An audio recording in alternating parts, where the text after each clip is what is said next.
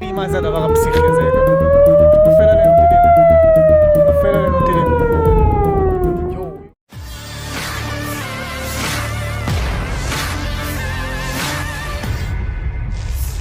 Ramai beredar rekaman di media sosial memperlihatkan momen tentara Israel tiarap saat Iran menghujani Tel Aviv dengan rudal balistik. Rekamannya beredar di Telegram pada Rabu, 2 Oktober 2024. Tampak tentara Israel panik dan tak menyangka ratusan rudal berdatangan. Mereka menyaksikan hujan rudal yang membabi buta.